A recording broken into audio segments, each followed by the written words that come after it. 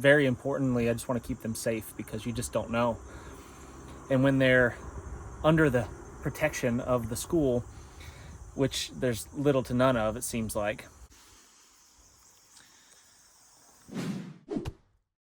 Hey friends, welcome back. I am Jason, and the OTAT, the On3 adventure truck, is in the middle of a makeover. I'm giving it a very redneck, barnyard, matte black paint job. I don't know if you remember, but the truck was white. Had a strip down here that was kind of this goldish, silvery color. Not too different from the camper shell that I had there, but a little bit different. And then the bed was painted black, and then the camper shell sitting on top. So it was kind of this like multicolored, three-tone, redneck looking truck, which was cool, and I was fine with it, but it needed a little bit of a paint job, and I was putting it off, and I was putting it off because I hate painting. It's the worst. It's not the painting. It's all the prep. It's the sanding and the cleaning and all the taping and stuff involved. And that's one reason why I chose to do the redneck rough paint job with the matte black paint. And that's exactly what I've done on the back. And it's held up quite well. I mean, if it gets scratched, the cool thing about it is that you could just paint some more on. And that's kind of my style, you know. I don't really care. I just want it to all be one color. I want it to not rust. And I think it'll look pretty cool, to be honest with you. So that's how I roll. But what really motivated me to do the paint was whoever painted this door before, right here, did not do any prep work. They just sprayed on white paint onto a smooth, looks like gray surface right there. And then when I took the pressure washer to it the other day, it went and it blew off this whole big section of paint off of the door. And I was like, well, crap, now I gotta paint it. That's annoying.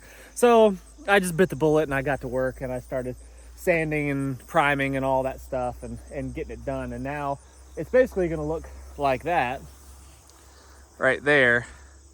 And that's basically the finished product. Obviously I haven't painted the top yet and whatnot, but that's pretty much the finished product. And to be honest with you, I think it looks pretty cool. I don't have any problems with it. I like it. You may disagree. Let me know in the comment section. And before we go any further, please, if you haven't done so already, hit the thumbs up. If you like videos about survival and preparedness and adventure and just living the good life the way God intended, if you like those kind of videos, please consider subscribing and hit that notifications bell so you can be up to date on all the things that are going on 3.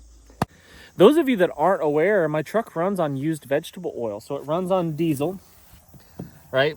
And it runs on used vegetable oil. And all of, right there, all that is basically a year's supply of used vegetable oil. And I'm still in the process of working through that stuff right there and dealing with it. But I get that basically for free. It takes my time and my labor, but this truck is now, I can drive this thing cross country without stopping because I can haul a whole bunch of used vegetable oil with me. It's pre-filtered, and I can just hit it coast to coast and back if I wanted to. This truck could carry enough fuel in the back here to do that. And that, to me, is an incredible ability that most people do not have access to. And this truck is super cool, and I just love its ruggedness. It's an F350, big, heavy-duty truck. It'll pull and haul, and it'll do all the things beyond what I would normally be doing anyway. And I think it's great. I think it's awesome to have the ability to do more than you actually need. It's the comparison, the analogy that I like to make is it's great to have a 12-foot ladder and only need 8 feet of it, as opposed to having an 8-foot ladder and needing to stand on the very tip top of it to reach the 12 feet. You know what I mean? And this truck is exactly that. This is the 12-foot ladder. Do I only need 8 feet of it? Yeah, probably so, 99% of the time, but it's been pretty great so far, and I've had very few issues out of it. And if you haven't seen the series, I've got a whole series on the channel, the On3 Adventure Truck series, the OTAT. And we start from finish. I bought 3 trucks, and I built one. So the doors came off of one truck, the engine and transmission came out of another, the interior came out of another one. It is just And I worked for about a year with a really good friend of mine, JP, and he's the guru. He showed me how to do everything and said, hey, do this, this, this, and this. And he put me on the work, and I worked for about a year in all my spare time to get this thing to where it is. And it's still a work in progress, and I'm just taking care of regular maintenance. I'm staying on top of that stuff, regular oil changes, and if something needs to be fixed, I fix it. I get the part and I fix the thing, and I'm doing it all myself for the most part because I want to learn how these things work, and I think it's important for us to be as self-reliant and as capable as possible. I want to make sure that I at least know how to do all of the things on this truck. Am I a good mechanic? No. No, I'm not. I'm not a very good mechanic at all, but I'm learning, and the process of building this truck has really improved my skills as far as being a mechanic and being a more well-rounded man. And I think that that's important. I think it's important for all of us to take on challenges and skills. Like if I didn't have my buddy JP, I would not have taken on this challenge. If it wasn't for him, I would not have had the confidence, the know-how, the tools to be able to do something like this. So I'm super grateful for that. But because of this experience now, I have much more confidence in getting things done. But anyway, I got to get to work. It's been sitting out here in the sun for a bit to dry out. The dew was real heavy this morning. Everything was wet, but I think I'm pretty much good to go now, so I can start sanding and getting ready to go. Camped out last weekend. Man, the chiggers got me. I got chewed up my legs, devoured. The chiggers is so dang itchy. So if you catch me scratching my butt during this video, that's probably why.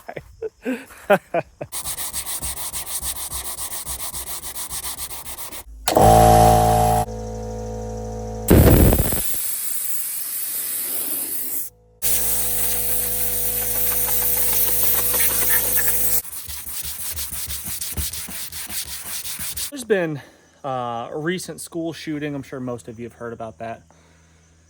And that's pretty troublesome to say the least. My kids still go to public schools, and it is a worry. I'd be lying if I said I wasn't worried about it. But I also don't want fear to control my life either. And I guess it's just a debate that's going on in my head right now. Should I pull my kids out of school, keep them safe, homeschool them, which I kind of want to do anyway, just kind of for selfish reasons, because I want to see my kids more often. I want to have more time with them. I want to be able to go places and do things when I choose. I don't want the government telling me what my schedule is. And very importantly, I just want to keep them safe, because you just don't know. And when they're under the protection of the school, which there's little to none of, it seems like, in a lot of cases. I mean, we could debate about this stuff all day long. Could these things be prevented? What's the solution? What's the right answer? Is gun control the answer? I don't know. Well, I don't think that's the answer, but it is concerning. I do worry, when my kids are not under my care. It's my responsibility to take care of my family, to protect them, keep them safe. And when they're not here, if I can't see them, it's difficult to keep them safe. So, I don't know, you guys can let me know what you think about that. Is homeschooling the right answer? Or by doing that, are we just reacting out of fear? And we're concerned that this is going to happen to us, it's going to happen to our families, and that's why we're doing it. And I never want to live my life in fear. I don't want to make choices in my life because I'm afraid. I want to make choices in my life. I want to do the right thing because it's the right thing.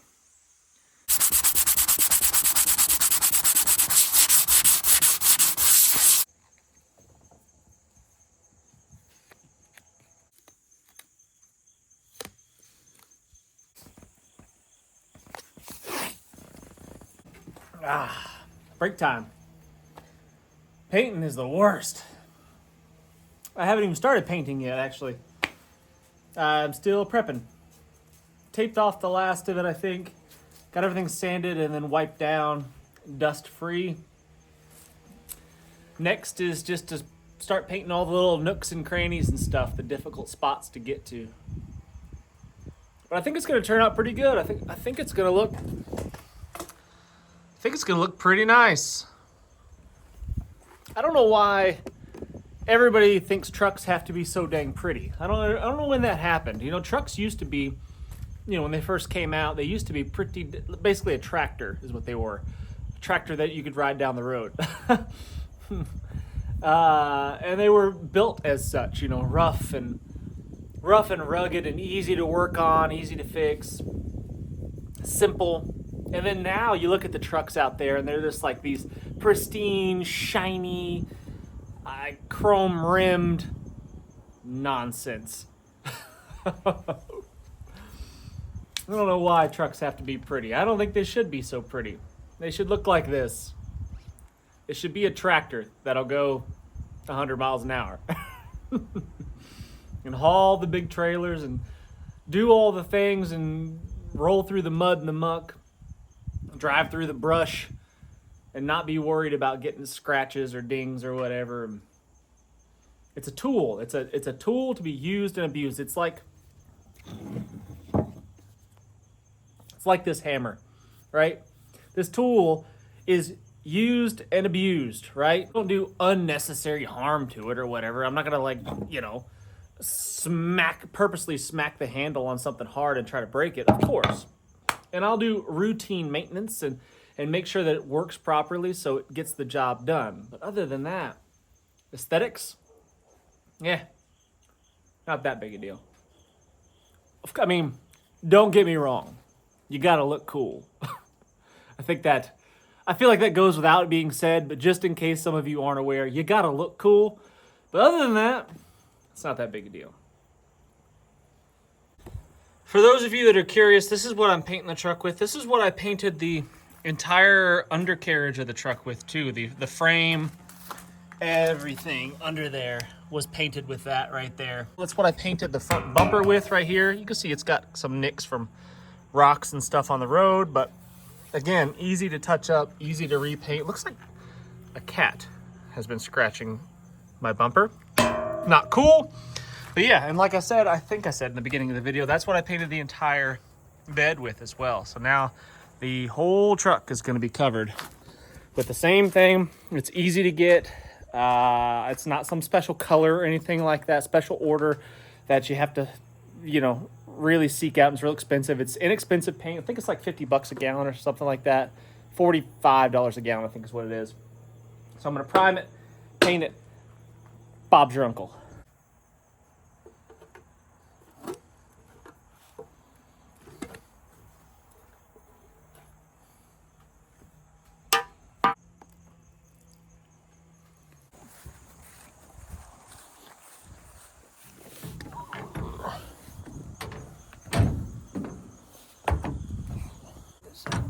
I guess I'll get a ladder.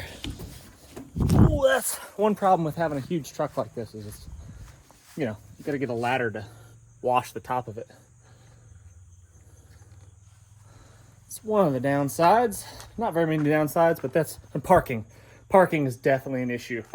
This truck is 87 feet long and it is a pain to park from time to time.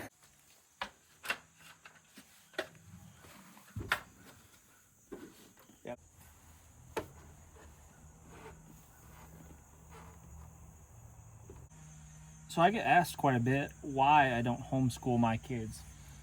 And, you know, I don't have a great answer.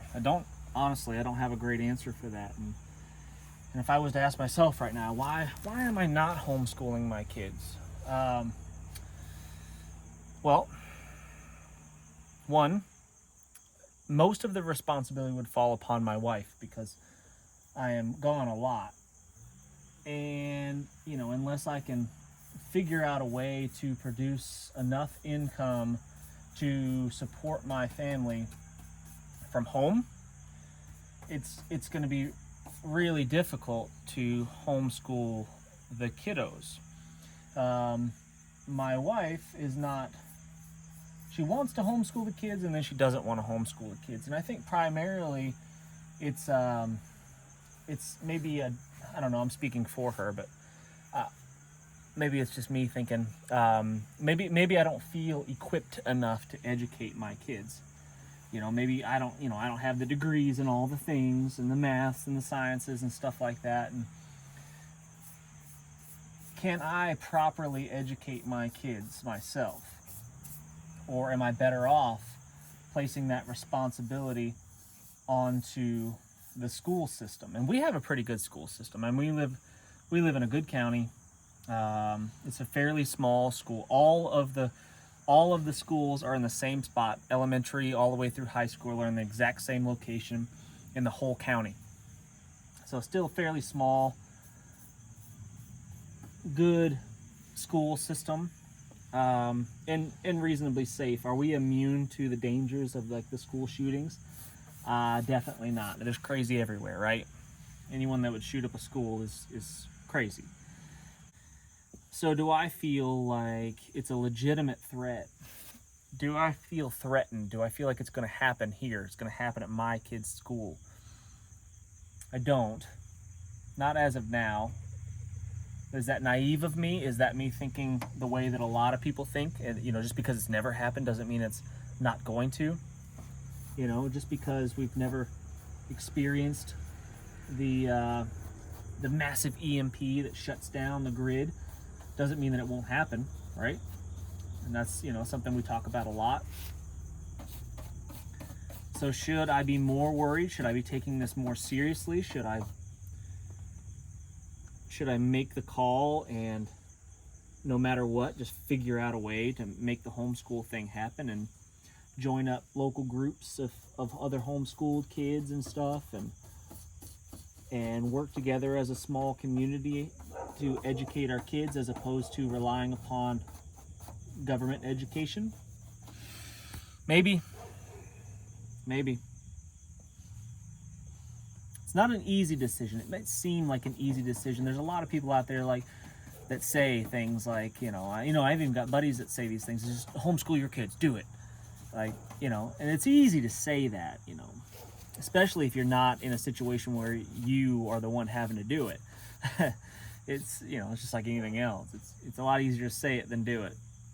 So I don't know. Like I said before, I don't want to live my life in fear, and I don't want the fear to drive my decisions. However, I do need to make sure that my kids are safe. And are they safe? I mean, there are armed police officers on campus all the time, which is good. How well trained are they? Are they even as well trained as me? I don't know.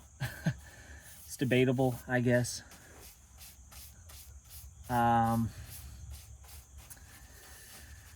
So I don't know. I don't know what to do in this situation.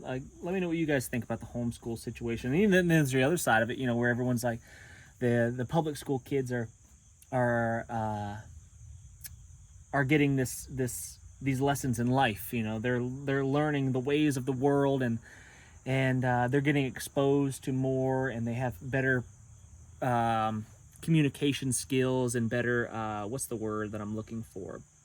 Social skills. And the homeschool kids don't have that as much, because they're isolated and at home. And I guess it depends on how you do the homeschooling. Obviously, I mean, you could, completely isolate your kids and have them in a hole somewhere and never let them out because the world is scary and dangerous and something could happen. I mean, that's a thing.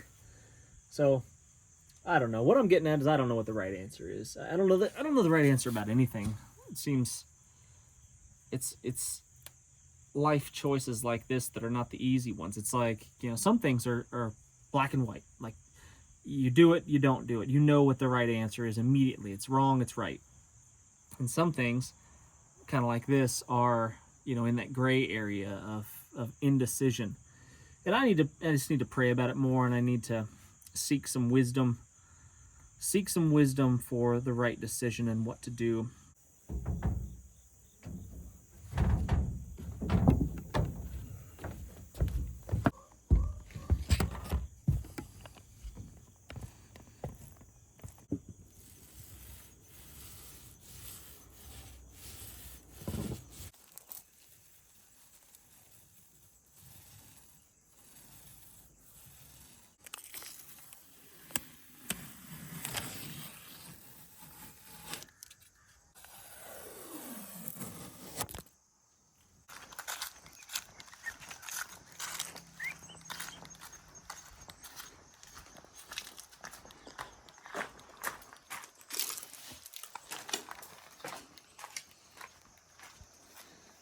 friends, well, there you have it. The OTAT, the On3 adventure truck, is all one color. Minus the camper shell back there. That's another day. I got a couple days of full days basically of painting this thing, and to get it to where it is right now. Oh man, I see some runs. Dang. Yeah, what are you gonna do? It's the OTAT. It's the adventure truck, and I'm not too concerned about its aesthetics. I think it looks kind of cool, but it's not perfect, and that's totally fine. I'm not perfect either. Let me know what you think in the comments, guys. I really do appreciate you watching. Thumbs up, subscribe if you haven't done so already. And until next time, what's the worst that could happen? Let's go on 3.